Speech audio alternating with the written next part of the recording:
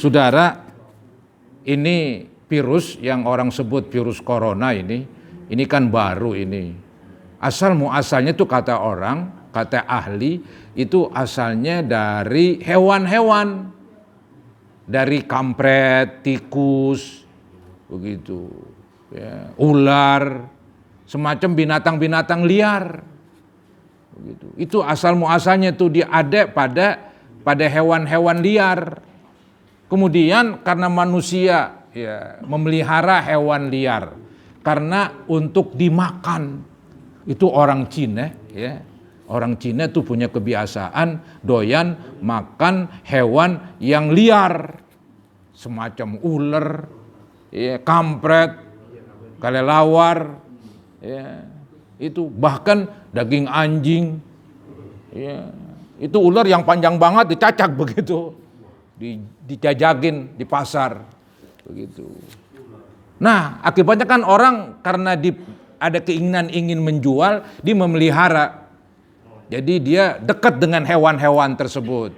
Jadi pada waktu hidup itu hewan dekat dengan manusia, udah mati pun juga dekat dengan manusia. Akhirnya katanya virus dari hewan tersebut pindah ke manusia. Setelah pindah ke manusia, nah pindah lagi dari manusia ke manusia lagi. Akhirnya itulah namanya virus corona. Itu ditemukan di Cina. Mulainya itu di Cina, bukan ditemukan, dimulainya di Cina. Akhirnya terus melebar, menjalar, menular. Hampir kemana-mana. Maka disebutlah ini namanya pandemi, ya, bencana dunia. Jadi semua orang kena virus akhirnya. Ya, banyak yang panik, stres, kebingungan, takut ini, takut ono. Jadi sebab takut melulu. Itu pun berlebihan namanya. Ya waspada. Tapi kalau berlebihan nggak bisa ngapa-ngapain. Takut melulu. Ya, berlebihan. Memang cara penularannya itu kan melalui istilahnya droplet.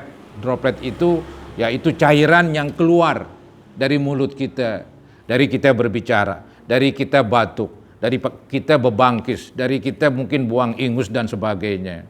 Kadang-kadang ditekap dengan mulut, bersalaman sama orang. Akhirnya nempel ke tangan orang.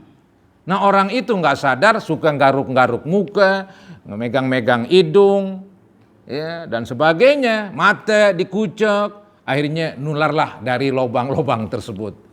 Dari hidung, dari mulut, begitu. Itu doang sih dia. Jadi enggak menular sih dari udara, enggak menular. Kecuali yang dekat begitu. Saya berbicara semeter. Ente dekat dengan saya semeter. Saya ada penyakitnya ya. Menular itu. Tapi kalau jauh sih enggak menular.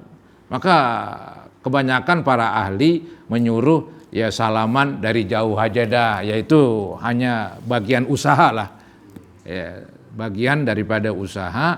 Ya. Tapi kalau yang salaman sama-sama sehat sih, ya nggak ada masalah. Cuman dikhawatirkan, kadang-kadang orang nggak menyadari, ya, nggak menyadari dia kena virus corona itu. Ya. Jadi dia tuh mulai berpengaruh pada diri kita agak lama. Ya, mungkin 3-4 hari begitu. Ntar demam panas nggak mau turun-turun. Ya, tenggorokan sakit, batuk, pilek begitu. Pada meluang. Itu kata ahli begitu. Kata ahli. Maka ya kita hanya bisa berusaha aja saudara-saudara ya. Jangan sampai percikan dari orang yang kena virus tersebut pindah ke kita. Itu aja. Tapi ya alhamdulillah ini di kampung kita kayaknya sehat-sehat semua ini. Ya mudah-mudahan Allah terus berikan kesehatan kepada kita. Saudara, memang virus ini ya bolehlah dikatakan semacam ya, ujian berat. Mau dikata azab juga boleh juga. Ya, karena memang ada hadis itu. Ya, dari Aisyah, berkata Aisyah bahwa dia pernah bertanya kepada Nabi anit ta'un, yaitu dari wabah. Pak akhbaroni, maka Nabi memberitahu kepada saya bahwa itu ta'un, itu wabah, azaban. ya, suatu azab. Yab'atsuhullahu ala ma yasha. Allah kirim itu azab atas orang yang ia kehendaki. Siapa ini yang Allah kehendaki untuk disiksa begitu? Allah kirimin tu wabah. Tapi ini belum titik ya. Tapi faja'alahullahu ta'ala rahmatan lil mu'minin. Tetapi Allah jadikan rahmat bagi orang yang beriman. Jadi di situ bedanya, sama-sama kena virus. Cuman kalau yang ngalamin, yang kena orang di luar Islam, azab. Kalau yang kena orang Islam, rahmat. Kok rahmat? Ya, soalnya begini, rahmat itu kan sesuatu yang baik lah begitu. Karena orang yang kena penyakit di dalam Islam itu kan merontokkan dosa. Ya. Jadi orang yang kena penyakit itu dalam agama merontokkan dosa. Itu sih bukan penyakit virus doang. Apa aja ya. Apa aja dari penyakit termasuk kita kesandung, termasuk kena duri, termasuk kepala pusing. Pokoknya tuh yang gak ngenakin itu disebut musibah. Setiap musibah adalah menguras dosa. Bila mana yang bersangkutan menghadapinya dengan sabar, dengan tabah. Nah sabar dan tabah ya gak marah-marah. Ya, berobat silakan, tapi marah-marah gak boleh begitu. Kali juga gara-gara kita sakit, dikit-dikit kita ngamuk. Ya. Bininya dimarahin, ntar ada anaknya kena juga dimarahin. Semua orang dimarahin. Wah ini sih alamat gak sabar. Ya terima. Paling bisa berusaha untuk berobat. Begitu ya. Jadi virus corona itu walaupun memang dia pedih katanya, ini yang ngalamin sakit dan sembuh memang pedih juga katanya. Ya, nggak enak lah pokoknya. Tapi bila mana itu dirasakan oleh orang yang beriman, maka itu suatu rahmat. Ya, akan merontokkan dosa, akan menghapuskan dosa. Ya. Kan ada hadis tuh yang berbunyi, mayazalul bala bil mu'mini wal mu'minah. Bala atau musibah menimpa orang mukmin laki-laki, menimpa orang mukminah perempuan, fi nafsihi menimpa dirinya seperti penyakit itu. Wa malihi menimpa hartanya, rugilah, dicurilah, ditipulah begitu. Itu menimpa hartanya. Wa waladihi menimpa anaknya sakit atau wafat. Itu semuanya musibah. Hatta yalqallah wa ma alaihi khati'ah. Sampai dia meninggal dunia, kemudian waktu meninggal dunia dia enggak punya dosa lagi.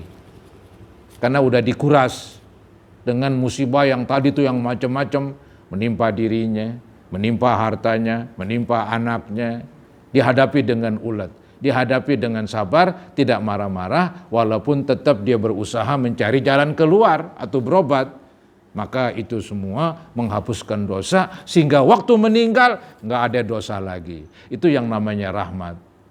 Dan lebih hebat lagi kalau dia sampai meninggal dunia, maka meninggalnya mati syahid. Ini yang disebut di dalam hadis riwayat Imam Muslim, man mata fit ta'un fahuwa syahid. Barang siapa yang meninggal karena wabah, maka meninggalnya mati syahid. Ya. Arti syahid itu mati mulia lah bahasa gampangnya. Ya. Ya, kan di dalam agama ada syahid dunia akhirat, ada syahid dunia doang, ada syahid akhirat doang. Ini akhirat doang ini. Yang meninggal karena virus, karena wabah, maka dia syahidnya syahid akhirat doang. Dari pandangan akhirat dia mati syahid, begitu. Walaupun secara hukum agama dia mati biasa, ya, mati biasa. Artinya biasa dimandikan, dikapankan, disolatkan, kuburin, begitu. Kalau yang mati syahid dunia akhirat dimandiin kagak, ya disembayangin kagak. Cuman yang jadi masalah orang yang mati kena virus corona itu memang nggak dimandiin. Katanya semuanya pada takut, dokter sendiri pada takut karena percikannya, cairannya, begitu. Ya, akhirnya mereka nggak dimandiin, ya, dibungkus. Nah, kalau sembayangin tuh bisa, dan sudah 2-3 orang, seorang juga jadi kali. Bayangin, sama dokter tersebut dah pakai pakaian ya antivirus kali. Begitu disembayangin, cuman nggak dimandiin, ya nggak apa-apa lah, darurat.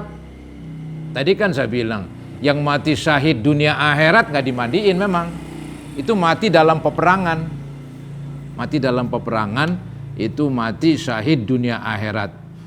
Ya, dalam peperangan dia meninggal, maka dia mati syahidnya dunia akhirat, nggak dimandiin, nggak disolatin.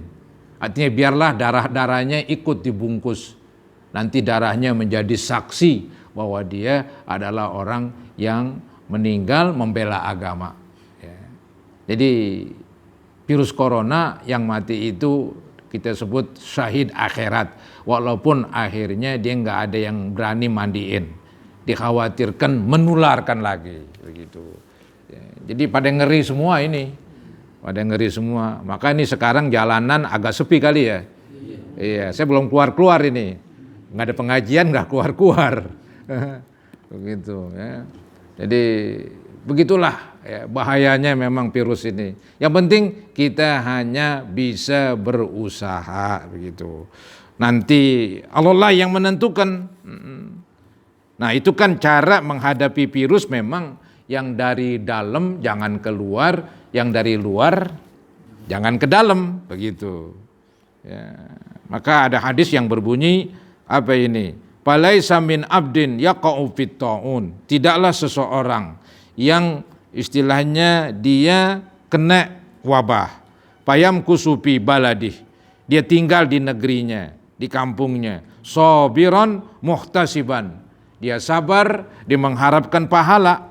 Ya'lamu annahu la yusibuhu illa ma kataballahu lahu. Dia meyakinin bahwa tidak kena sesuatu kepadanya kecuali memang sudah ditakdirkan. Maka orang tersebut katanya illa kana lahu mislu ajris syahid. Kecuali orang itu mendapat pahala sebesar pahala orang yang mati syahid.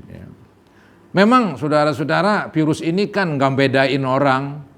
Mau orang Islam, mau orang kafir. Kena juga, orang kafir banyak itu di Cina, di Italia, di Amerika ribuan. Ya, di kita belum ribuan kayaknya nih. Emang yang kena ribuan, tapi yang mati belum sampai ribuan. Baru sekian kan begitu. Ya. Jadi emang begitu tuh azab. Ya, kalau datang nggak pandang bulu.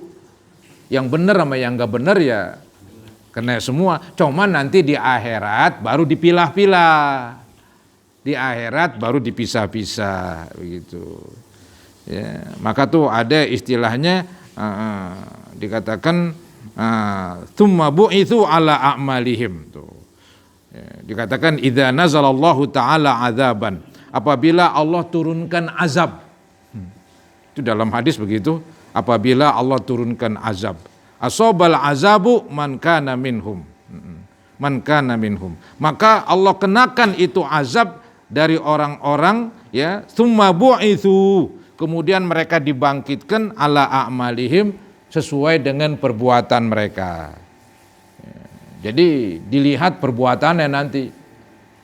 Ya kena virus, semuanya kena virus begitu kan. Mau Islam mau kafir, tapi ntar di akhirat dipisah-pisahin ya, dipisah-pisahin. Jadi saudara-saudara, ya kita hanya bisa berusaha untuk menjaga diri kita. Maka dari itu memang perlu jaga jarak lah. Perlu jaga jarak. Ini juga duduknya jarakin dikit ya. Ntar sembahyang juga jaga jarak, nggak apa-apa. Ya nggak apa-apa. Ini hanya usaha aja. Ya, usaha yang bisa kita kerjain. Begitu. Ya kita nggak terlalu sembrono. Sembrono kan jelek juga. Ya sama aja kita menjerumuskan diri kita. Ya, nggak boleh sembrono dalam hidup ini. Saudara-saudara, yang pernah saya ceritakan, ini dulu pernah terjadi juga wabah di zaman Umar bin Khattab begitu. Jadi diceritakan itu di dalam suatu hadis ya, ketika Umar ingin melihat dari kekuasaannya ya, dulu kan umat Islam berkuasa makin luas itu. Yang mula-mula mereka berkuasa hanya di Mekah, di Madinah dan di Mekah. Terus melebar itu di zaman Nabi wafat di zaman Abu Bakar wafat di zaman Umar itu. sampai ke negeri-negeri yang menjadi kekuasaan bangsa Romawi. Nah itu katanya daerah-daerah yang dikuasai oleh bangsa Romawi seperti negeri Syam. Syam itu terdiri Palestina. Dulu tuh Palestina zaman Umar, ya, di zaman Nabi masih dikuasai oleh bangsa Romawi. Ya, negeri Syria dikuasai oleh bangsa Romawi. Begitu. Yordan begitu juga. Termasuk Mesir. Termasuk Mesir dikuasai oleh bangsa Romawi. Nah, umat Islam ya melebarkan kekuasaannya, maka mereka bisa menguasai itu negeri Syam.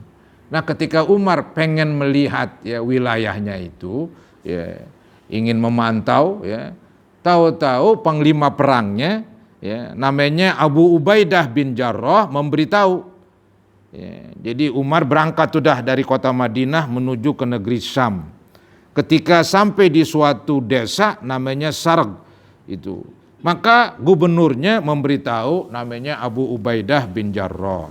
Diberitahu bahwa daerah yang Umar ingin kunjungin itu merebak, ya.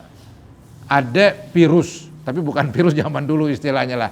Ada taun begitu, ada wabah begitu. Ya, namanya wabah Amwas, itu nama tempat.